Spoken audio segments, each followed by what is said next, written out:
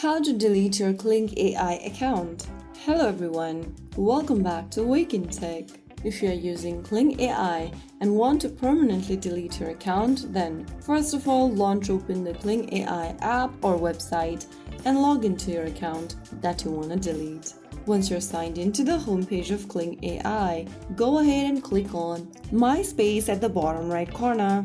And from the My Space tab, go to the upper right corner and tap on the gear button.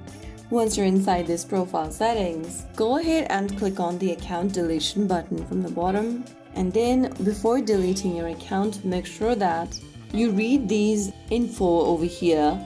If you continue to delete your account, all the generations from your account will be deleted.